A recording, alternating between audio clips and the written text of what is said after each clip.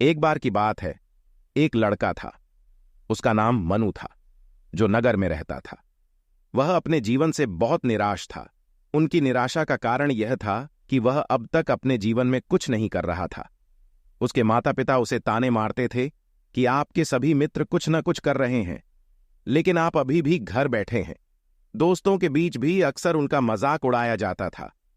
वह कहीं जाता तो लोग उससे पूछते कि आप क्या कर रहे हैं। उसे यह बताने में भी शर्म आ रही थी। वह कुछ नहीं कर रहा था। धीरे धीरे उसने रिश्तेदारों से मिलना जुलना कम कर दिया और लोगों से मिलना भी बंद कर दिया। वह ज्यादातर समय घर पर ही रहता है। वह अकेला रोता है और भगवान को कोसता है और अपनी किस्मत को दोष देता है। अब उसे अपना जीवन बोझ लगने लगा था। कभी कभी वह सोचता कि कब वह कुछ करने के योग्य बनेगा, और फिर वह सोचता कि जिंदा रहने से अच्छा मर जाना है। एक दिन वह अपने नगर की एक गली से गुजर रहा था। तभी उसने देखा कि एक उपदेशक दुख और परेशानियों पर उपदेश दे रहा है। वह भी उसी भीड़ में सबसे पीछे बैठ गया और गुरु के प्रवचन सुनने लगा। उपदेशक कह रहा था, दुख एक शिक्षक की तरह है जो हमें जीवन की सच्चाई दिखाता है और हमें जीने का सही तरीका सिखाता है। आप चाहें तो जिंदगी जीना भी सीख सकते हैं। गुरुजी उपदेश दे रहे थे कि तुम चाहो तो कुछ भी हासिल कर सकते हो, और अगर चाहो तो एक कोने में बैठकर रो सकते हो।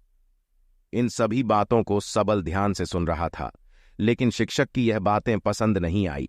उसने खड़े होकर कहा कि कुछ भी सिखाने से दुख दूर नहीं होता, इसमें केवल दर्द होता है। दुख की पीड़ा अनंत है। ऐसा लगता है कि इसके बाद कुछ होने वाला नहीं है। इससे कुछ भी फर्क नहीं पड़ता है। इसके सामने तो मौत भी छोटी लगती है। उपदेशक ने कहा, फिर तुम्हारा दुख क्या है? सबल ने उसके सामने अपनी सारी व्यथा सुनाई और पूछा, मेरे दुख का कोई उपाय है तुम्हारे पास? ये सुनकर शिक्षक मुस्कुराए और बोले, तुम उस दिन मेरे पास आओ जब आपके जीवन में वास्तविक दर्द हो। मैं आपकी समस्या का समाधान अवश्य करूंगा। यह कहकर गुरु वहां से चला गया। सबल ने सोचा, कहीं मेरा दुख नकली तो नहीं है? क्या मैं जिस दर्द से गुजर रहा हूं वह नकली है? मेरा दुख कोई नहीं समझ सकता। जब मां बाप नहीं समझते तो गुरु क्या समझेगा? उनके दुखों से व्यथित होकर सबल ने एक फैसला लिया कि अब वह कुछ करेगा। सबल ने एक छोटा व्यवसाय शुरू किया, पर उसे सफलता नहीं मिल रही थी। लेकिन उसके घर वाले पूछते हैं कि क्या वह कुछ कोशिश कर रहा है। वह अपने व्यवसाय में लगा रहा और धीरे धीरे उन्हें सफलता मिलने लगी। फिर उसने गति पकड़ी और केवल 3 साल के अंदर ही वह एक बड़ा बिजनेसमैन बन गया। अब सबल के आसपास ऐसे कई लोग थे जो उसकी परवाह करता था, जो उससे प्यार करता था। अब उनके परिवार के सदस्य भी उसकी तारीफ करते नहीं थक रहे थे। दिन ब दिन उसके मित्रों की संख्या बढ़ती जा रही थी। अब वह अपनी जिंदगी से बहुत खुश था। गुरु ने कहा कि हम सभी इंसान हैं, जीवन भर संग्रह करते रहते हैं। सबल ने कहा कि सभी इंसान जीवन भर धन, सम्मान, परिवार, प्रतिष्ठा, मित्र, शत्रु आदि जमा करता है। गुरु ने पूछा, क्या हम एकत्रित की गई चीजों में से कुछ भी अपने साथ ले जा सकते हैं? सबल ने कहा, कोई भी इंसान अपने साथ कुछ भी नहीं ले जा सकता, वह सिर्फ अकेला ही जाता है। मेरे माता पिता भी अपने साथ कुछ भी नहीं लेकर गए। सब कुछ, धन संपत्ति, वैभव, सब कुछ यहां पर छोड़कर गए। शिक्षक ने कहा, अब मेरी बात ध्यान से सुनो। इस संसार में हमें जो संग्रह करना चाहिए वह हम नहीं करते।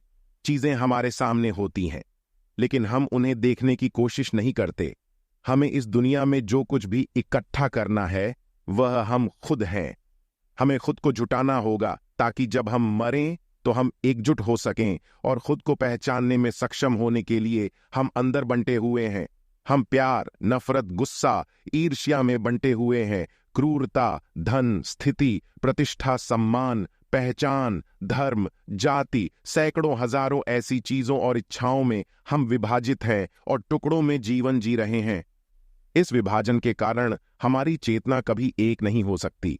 हमारी चेतना शक्ति बिखरी हुई है, इसलिए हमारे पास इतना समय नहीं है, इतनी ऊर्जा नहीं कि हम मुड़ सकते हैं और अपने भीतर देख सकते हैं।